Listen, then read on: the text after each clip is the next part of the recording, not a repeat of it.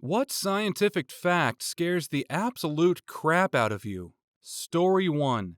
Scientific literature's conclusion on Alzheimer's disease and other neurodivergent diseases in general is that the diseases start decades before the first obvious symptoms, and that we need to treat them at this stage. When you exhibit obvious symptoms, it's too late. Your brain is already mush. If you get diagnosed with Alzheimer's at 65, you have had the disease since your early 40s at least, and you experienced very mild symptoms but didn't notice them, and your brain fought like hell to compensate for the deficit.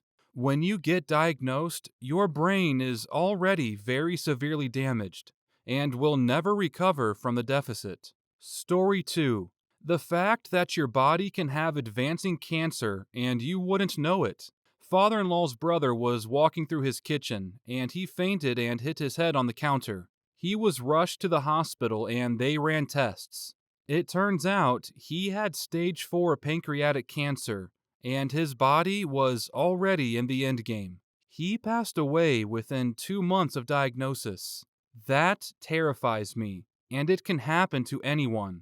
Story 3. When the atom bomb was being created, the leading scientists associated with the project at the time had to calculate the flammability of the Earth's atmosphere in order to ensure that detonating the bomb would not cause the atmosphere to combust. At the time when the first atom bomb was detonated, these scientists still had not answered this question, meaning that we legitimately just crossed our fingers and hoped we wouldn't set the fucking planet on fire. Humans are stupid. Story 4.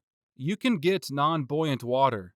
I copied this comment from a post a while back, and it freaks me out. In wastewater treatment plants, they aerate the water, so the bacteria breaking down the poo has plenty of oxygen. Due to the introduced air, the water density is low enough that a human body, or most any object that would normally float, will go straight to the bottom. Story 5. Creutzfeldt-Jakob disease. It's genetic. You won't know that you have it. When you know that you have it, there is zero recourse. It will eat holes in your brain and you will die. That and fatal familial insomnia, also genetic. One of your parents woke up one day and couldn't fall back asleep until they passed away, having suffered rapidly progressing neural degeneration, and it tends to set in around midlife. So you spend every day waking up knowing it might be the last time. You find it hard to build relationships and have a family because you know it's not a matter of if, only when. But you know you're not going to see your golden years. Story 6. The metaphysical aspect of consciousness. Where is consciousness? What is it? When does it really end? Where does it go when we die? When do we sleep? How does it occupy our entire being without being physically present? We are quite literally the universe experiencing itself, in a fragile little bubble on a mote of dust in a sunbeam. And yet, what exactly are we? That's the sort of question that keeps me up at night. I don't fear death. I don't fear world annihilation. But I am deeply unsettled by the mere experience of being aware, witnessing things. What blows my mind is thinking about the eons of time that have passed in space, with planets and stars forming and dying, things exploding, black holes doing black hole stuff, and nobody was there to see it. Kind of like the old question, if I'm not looking at something, does it still exist? But that stuff does exist, and it's happening out there for nobody. Story 7. Every time you use an antibiotic, even for something mild like strep throat or bronchitis or traveler's diarrhea, you technically get C. difficile infection from your wiped out gut flora, and that could end up lingering, becoming resistant infection that leads to colectomy or fecal transplant. Antibiotics are scary, and there's a reason doctors only want to prescribe them if absolutely needed. Story 8.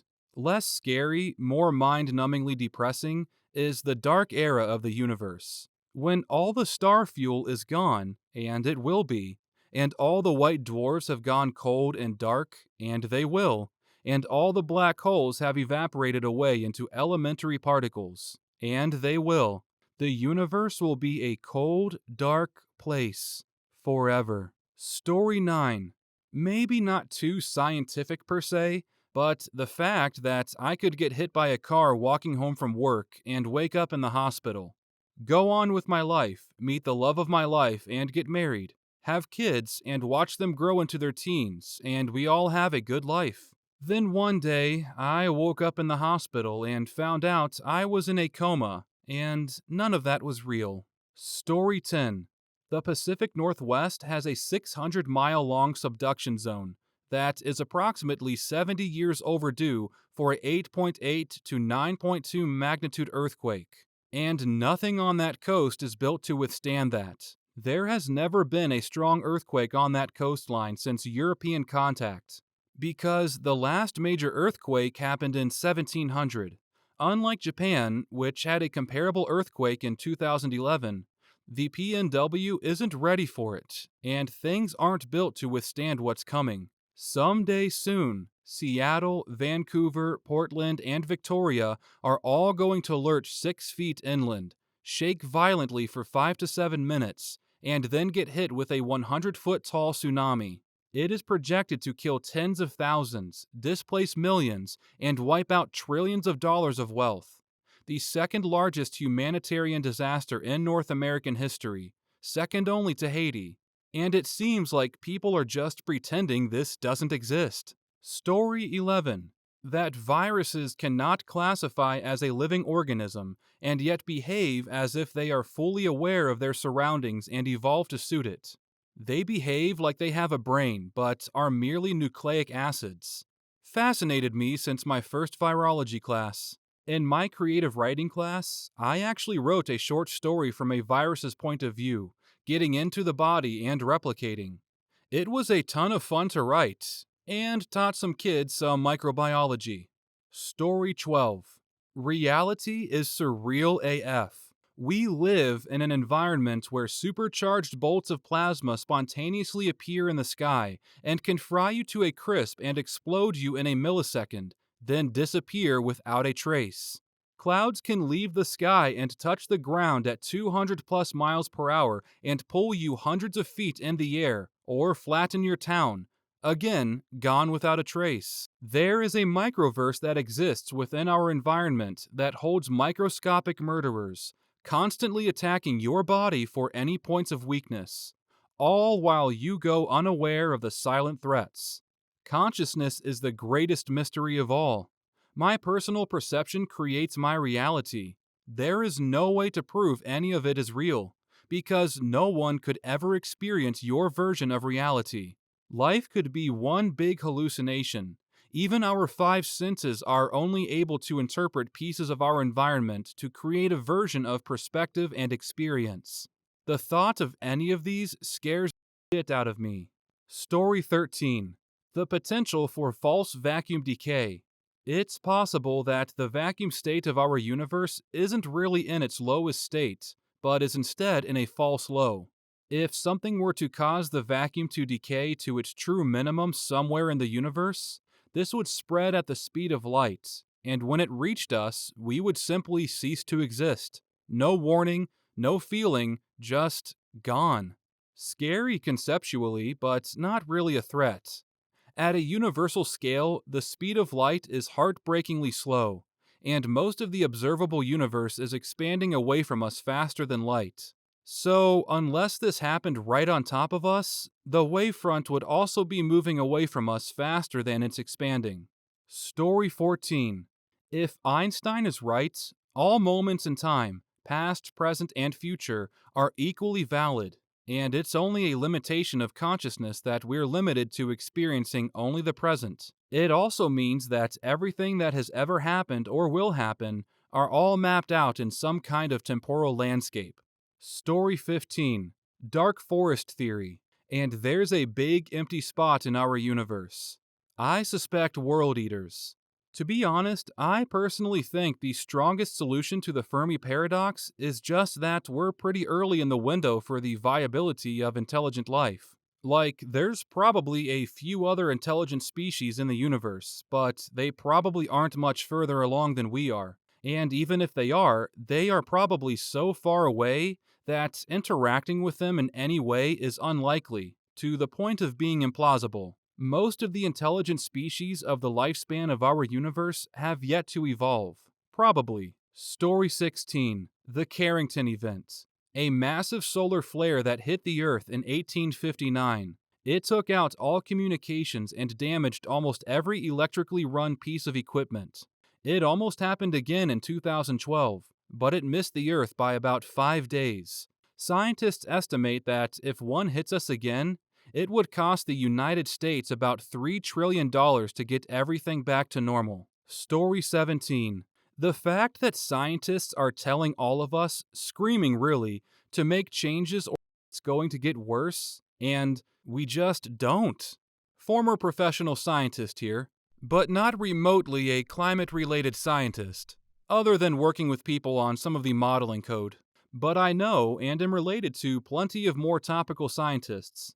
The thing most people don't realize is that published work is really pretty conservative in predictions. There are a lot of things which could and likely will happen, which are hard to impossible to model the full effects of, for which we don't know when they might happen, which will cause things to get a lot worse very quickly. Most of the people I know think things will get catastrophically worse than the consensus predictions. Story 18. Perception of reality is really just a simulation in your brain. Similarly, a dream, especially a lucid dream, can be as vivid, impactful, and profound as any waking moment in your life. For those that go into the deep end of lucid dreaming, the difference between waking life and dream becomes laughable. I had a dream that was distressing, and I woke up. Then I went back to sleep, and the same dream started replaying. I realized I was on a replay, and I knew that I was asleep, but I consciously decided to play it out again. I had a strategy in my head to make it better this time. It was surreal. My eyes were closed. I was in the dream, but I was also right there on the couch. I could feel my dog snoring and shifting next to me. I heard landscapers outside. In the dream, I was stressed. In real life, my heart was pounding and my breath was shallow, and I was scared. The dream got to a breaking point, and I basically said, "Okay, enough," and woke up all the way.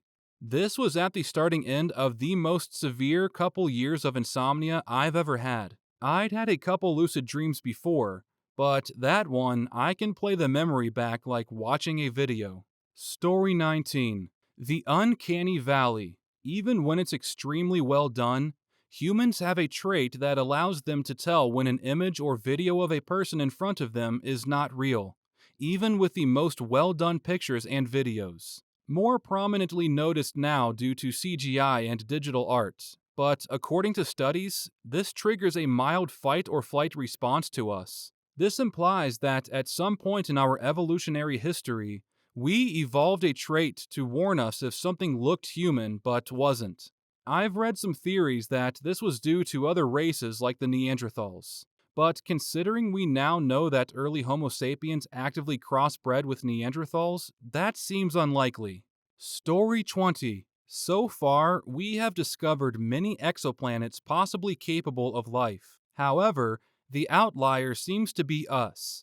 Nearly every exoplanet is bigger than our Earth. Yet, there's a chance we are the only planet that has life that we know of, due to our inability to explore beyond the moon via shuttles, and that, well, everything seems made to kill us. Even our own planet and race. Scarier, we have yet to explore even a tenth of the oceans on our green and blue planet. Oh, and we are overdue for another round of comet bombardment, worldwide extinction event, and a solar storm. Actually, no, we dodged one recently. Story 21. That the average core body temperature of the human being is slowly declining, and most believe it's a result of global warming. Sounds good, until you realize that our body temp evolved just to be hot enough to avoid dangerous forms of bacteria, and more importantly, fungi from infecting us as perfect hosts. At that point, global warming will no longer be our biggest problem for the human race. Story 22. Coronal mass ejections could wipe out all the satellites, electronics, and the electrical grid on planet Earth with a big direct hit during a time of a weak magnetic field or flipping magnetic field. From my AI friend, while a substantial coronal mass ejection (CME) event could potentially cause some disruptions to the power grid and electronic systems on Earth, it is unlikely that it would wipe out all electronics and power grids across the planet. However, there is still a possibility that a massive CME could cause widespread blackouts and other disruptions that could take a long time to recover from. The severity of the impact of a CME would depend on a variety of factors, such as the size and strength of the CME, as well as the state of Earth's magnetic field at the time of the event. It is important to note that scientists are continuously monitoring the sun and potential CMEs, and steps are being taken to protect the power grid and electronic systems from such events. Story 23. 1.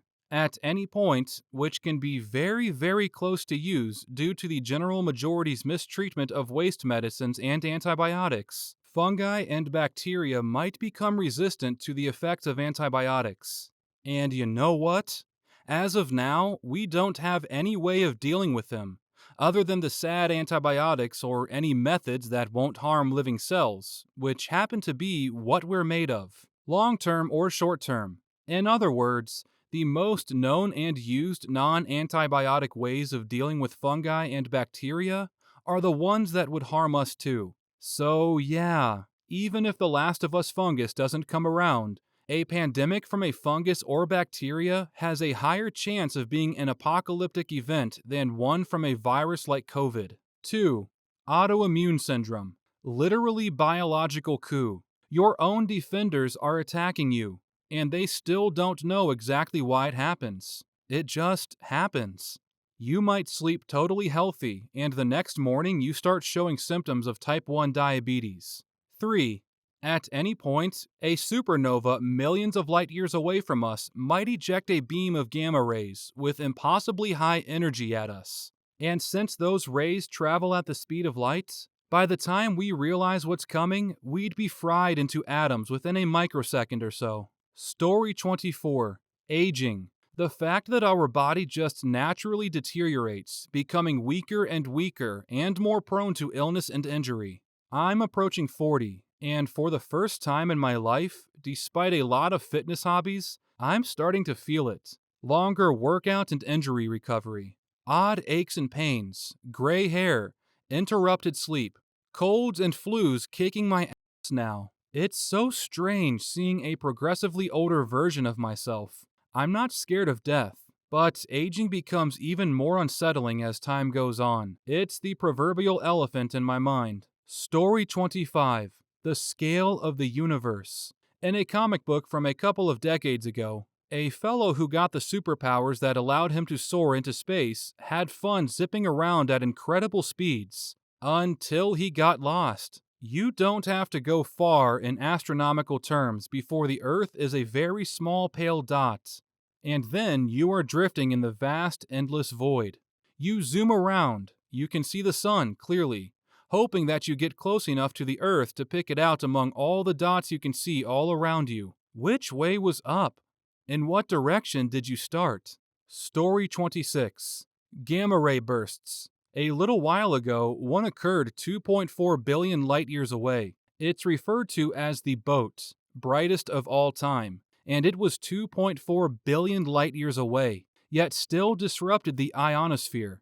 These were observed in the 50s, but weren't understood until I believe 2010, because the energy is so nuts. If one of these occurred in the Milky Way and we got a whiff of it, it would be the endgame for all life on the planet nearly instantly. When I was 6 or 7, the sun going supernova was a real concern.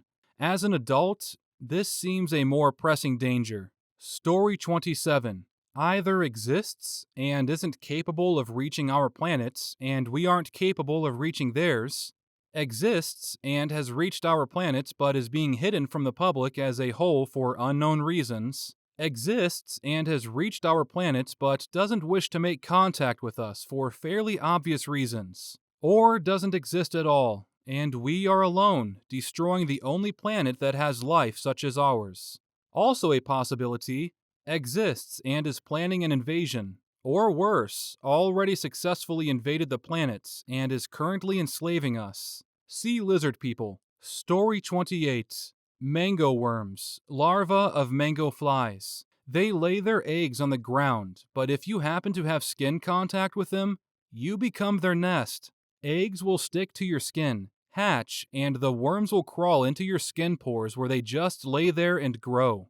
They will grow until they become bumps on your skin, and not notice they're deeper in there than they look. Story 29. Sometimes doctors just genuinely don't know why your body is doing something wrong.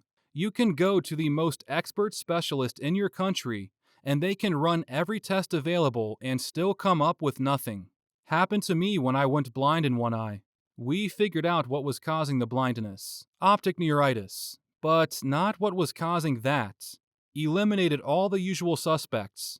It went away on its own after about 6 months. 5 years later, I still sometimes worry it'll come back as suddenly as it appeared. Not knowing is the part that's terrifying. Story 30. Pesticides are highly carcinogenic and inhibit your brain development from fetus to grace. Severely raise your likelihood of birth defects. Continuous exposure leads to infertility and metabolic problems like PCOS. The list goes on, and that's not even counting the ecological effects.